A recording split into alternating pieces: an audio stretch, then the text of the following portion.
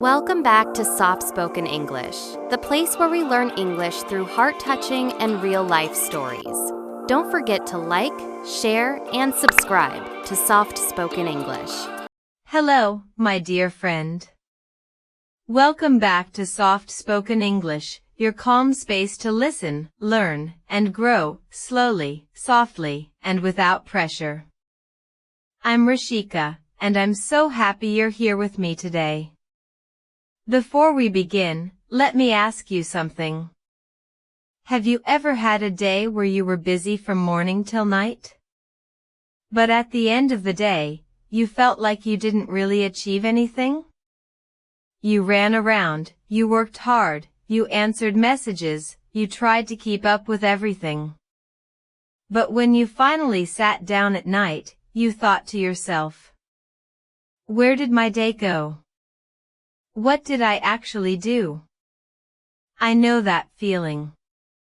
It's not laziness. It's not that you didn't try.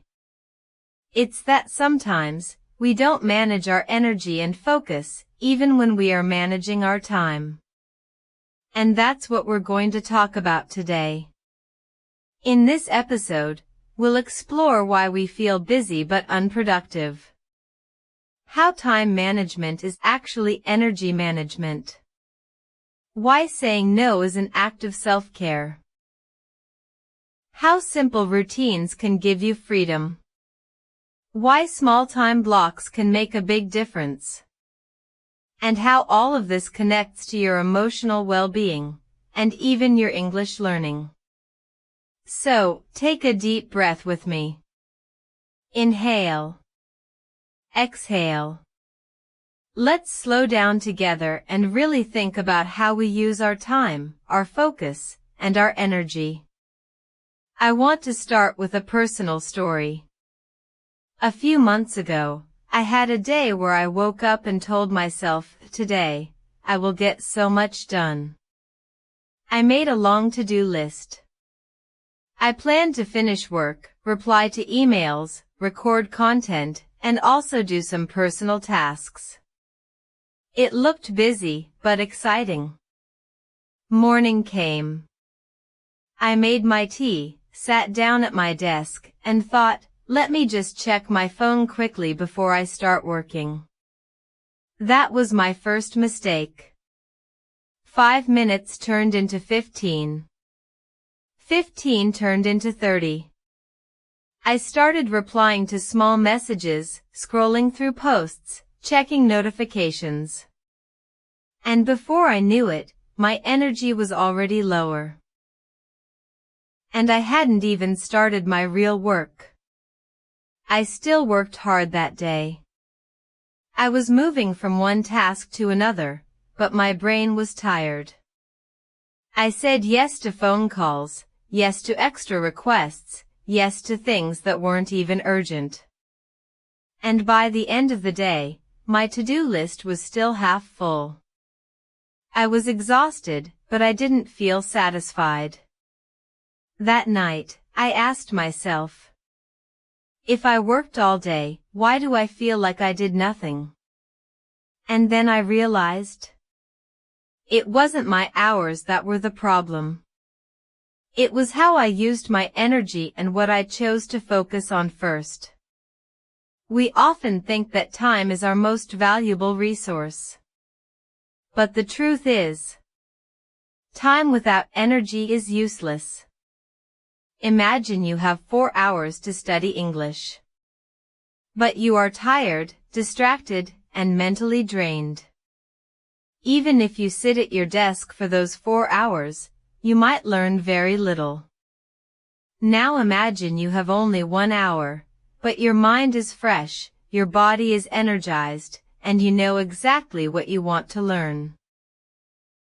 In that 1 hour, you could achieve more than in the whole day of low energy work. Energy is like the fuel in a car. Without it, the car can't move even if you have a full day ahead.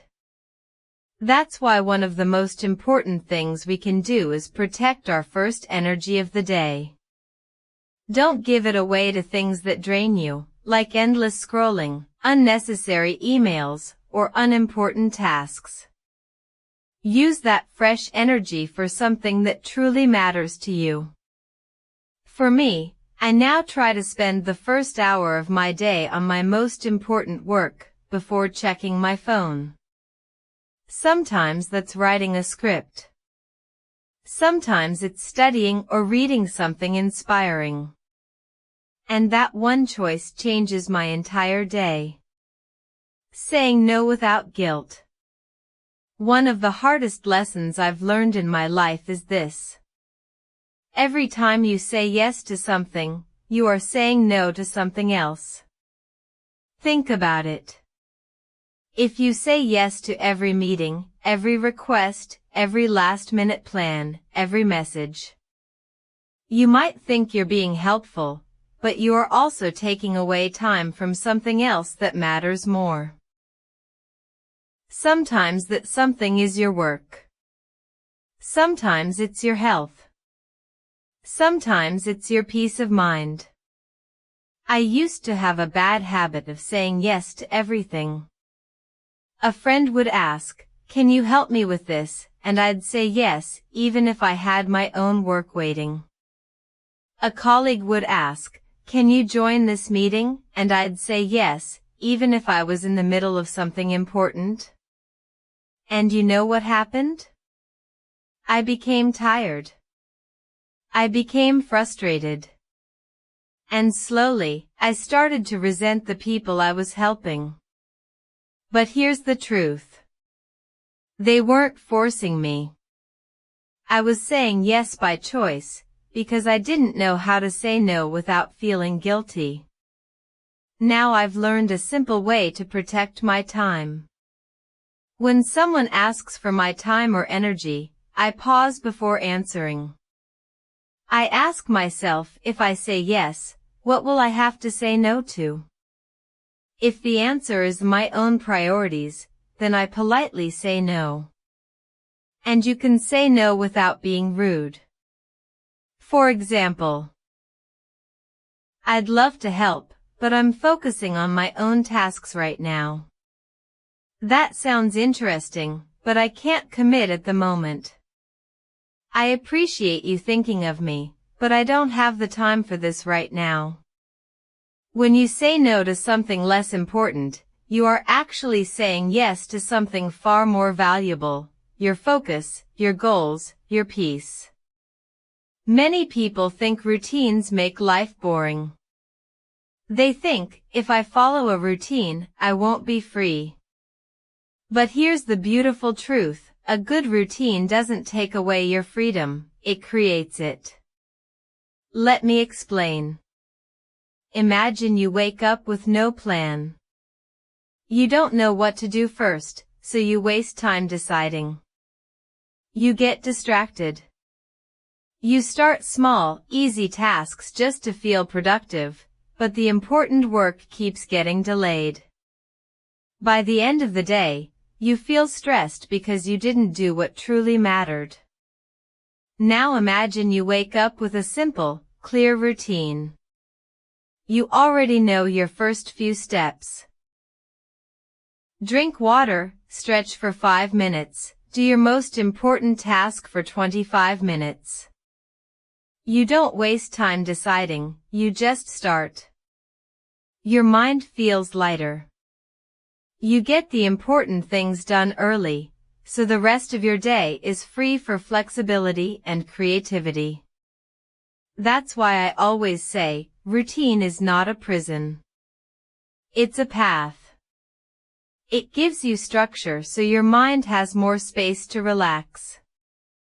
Even something as small as having a morning ritual can change your energy for the whole day. For me, it's 1. Drink a full glass of water. 2. Stretch or move my body for a few minutes.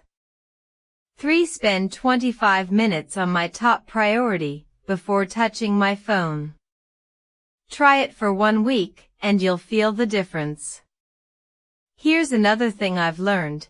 We often fail because we plan too big. We say, I will work for 5 hours without stopping. Or, I will study English for 3 hours today. It sounds ambitious, but it's not realistic. Our focus naturally drops after a short time. Instead, try breaking your work into small, focused time blocks. One of my favorite methods is the 25-minute block. I set a timer, work with full focus for 25 minutes, and then take a 5-minute break. You might know this as the Pomodoro technique, but you don't need to follow it perfectly. Even if you work for 30 minutes, rest for 10, and then start again, you will still get more done than trying to push through for hours with a tired brain. The magic of small blocks is that they remove pressure. You don't need to think, I must work all day. You only need to think, I will focus for 25 minutes. And most of the time, when the timer ends, you'll feel motivated to start another block. Time is a mirror of your true priorities. I want to share something that completely changed how I look at my days. Your real priorities are not what you say they are what you actually do with your time. If someone says, my health is my priority, but spends hours sitting, eating fast food, and skipping exercise, health is not their priority, at least not in action. If someone says, I want to improve my English, but they spend their free time scrolling videos instead of practicing, then English is not really their priority in that moment. This sounds harsh, but it's freeing. Because when you see the truth, you can make a change. I've had to face this myself. There was a time I said, I want to write every day. But when I looked honestly at my week, I realized I was only writing twice. The rest of the time, I was busy with urgent but less important tasks. So now, I check my calendar and ask, does my schedule match my values? If not, I make changes. This is something you can do too. Look at how you spent your time last week. Does it match the things you say are important to you? If not, it's time to shift your actions even a little, so your time and your values match. Time management isn't just about productivity. It's about how you feel at the end of the day. When you use your time well, even if you only complete 1 or 2 important tasks, you end the day with a sense of pride. You feel calm. You sleep better. You trust yourself more. But when you waste your time on distractions, you carry a heavy feeling. That voice in your head says, I could have done more. You feel guilt.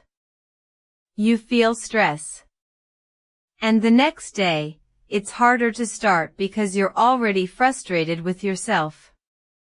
I've been on both sides. And I can tell you, the emotional benefit of good time use is worth everything. It gives you confidence, peace, and self-respect. You might be wondering, Rashika, how does all this connect to English learning? It's actually very simple.